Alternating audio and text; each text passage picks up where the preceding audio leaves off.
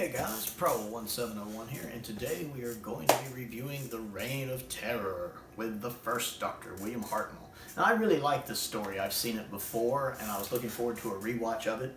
I don't actually own it because, oddly enough, it's actually on YouTube. You can actually type in A Reign of Terror, and you can find somebody that has a playlist with all 6 episodes on it, so you can watch it, which is pretty neat. I really enjoyed this one. It and The Ark are my 2 favorite Hartnell stories. I think I've seen 9 of Hartnell's stories now, with me having seen Edge of Destruction recently. I think 9, if I'm remembering correctly. And this is one of my favorites. It's a great, pure historical. It's a fascinating time period to begin with. I find The Reign of Terror just fascinating, everything going on there. I mean, we even have Napoleon in it. That's cool. And just, Ian realizing where they are, and he's like, we're right in the Reign of Terror. Susan's like, don't tell grandfather, that's his favorite time period. And they're like, oh. Susan's very irksome in this story, but Susan tends to be very irksome. I don't think it's so much Carol's performance, it's just the way the character's written. It's that very 60s young girl, damsel in distress, scream at everything, be utterly useless trope thing going on. Though Barbara is great here. One thing about Susan being so bad is it makes Barbara, it just further shows how good Barbara is. Barbara's great. She's really in control in a lot of this and keeping everything together and trying to keep Susan together. I really enjoy Barbara in this. You can tell she kind of likes the one guy who turns out to be a traitor. She kind of just starting to form a little bond with him when he turns out he's the traitor. I like Hartnell in this. He's so good. I like when he's pretending to be the French official. He doesn't just halfway do it. He goes all in.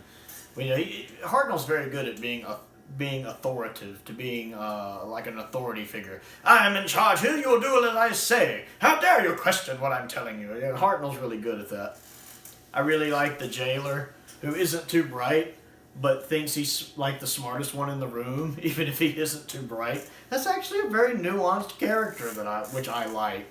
It's almost like he's two-dimensional and nuanced at the same time. I don't really know how to express him, but I like that about him. I like him when he's on screen.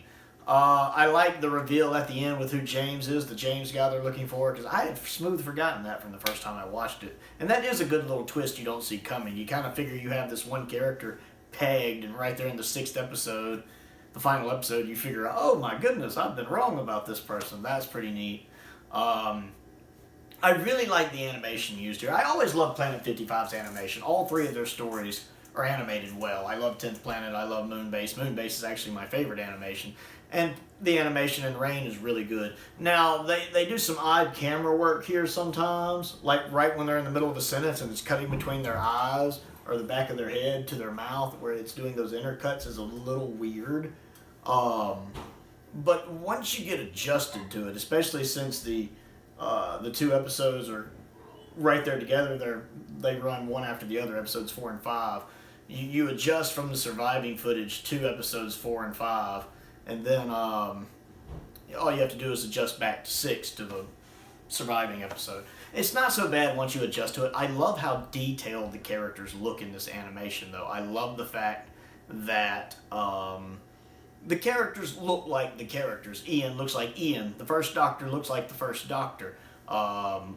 Barbara looks like Barbara. Susan looks like Susan. All of the guest characters look like the guest characters. You're never confused about who's who, or you're never sitting there going, well, that doesn't look like so-and-so at all. As good as Evil of the Daleks is, there's still a few people who criticize that Troughton doesn't quite look like Troughton in it. Whereas in this, the characters look like the characters. They're very detailed. The use of light and shadow on their faces, the details with the wrinkles is done really well with this animation style. And I really, really wish that original DVD release of Underwater Menace would have used Planet 55. I think that would have been very beneficial to the story to have that animation style. I hate that we don't do that animation style anymore. Now, the movements can seem a little claymation-ish at times. Maybe that's just the rotoscoping technique just makes it look like that, although it's better in later stories. It's still pretty good here. You can tell they use some of the same angles a lot, like Hartnell when he's from this position, or when he's doing this, which looks lifted directly from an unearthly child in one scene. So there are a couple times where you see like a camera angle, you're like, I've seen that camera angle before. But sometimes the animation's really good. I like when the one traitor guy at the end of episode 4, when he turns on Ian and he's holding the gun and it shows that frontal shot of him with the gun. That's a really neat angle choice. So aside from some of the questionable angle choices, the way the camera works in some scenes, especially when it's cutting like with people's eyes and stuff. Other than that, the animation's really good. I really love the episode 1 cliffhanger with the house getting set on fire. That's really well done, especially considering I was made in like, what, 64? Really well done. As I was watching it, I was like, I had forgotten how good this looked. I mean, it's obviously a model shot. It's a really well done model shot, especially intercutting with like Ian and Barbara reacting and with the doctor laying down on the ground. Really good cliffhanger. One of the best cliffhangers I've seen probably in the black and white era. Really impressive. I really like when the doctor is talking to, when he runs into the guys who are working on the little dirt thing, and he's talking to the guy who's making sure they don't escape. And the doctor kind of gets himself in trouble. But I could give you a suggestion, my dear fellow. Perhaps if you sat there and actually, or if you got up and actually helped them work, it might get done on time.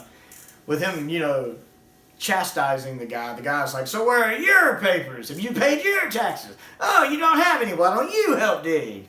The doctor's mouth got him into that situation, let's be honest. If he hadn't been such a, I'm the first doctor, I can tell you what to do because I'm better than you. If he hadn't been like that, he wouldn't have gotten himself in that trouble. But because of his mouth, he did. I do love the fact that he ends up managing to hit the guy with the shovel. That's not a very doctor thing to do, Mr. Man Who Never Would. Yeah, when that guy's over there digging for what he thinks is treasure, and the first doctor just grabbed that shovel, and he's like, I get this impression he took some satisfaction from that. Like, gonna make me dig over here. It amuses me. It really amuses me because I just feel like he got some satisfaction from that.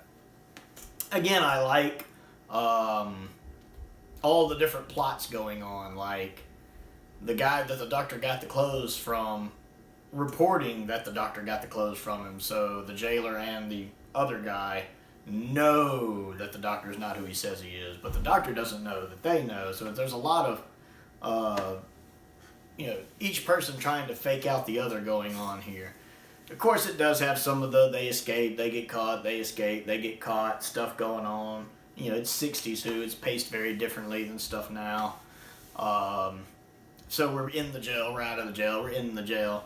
But it does a really good job. I really think it looks very, it does a good job of getting the period right. I mean, I'm no expert on the period, but I felt like I was there. I thought it was a really well set up historical, I'll put it that way. I liked the way the jail cell looked.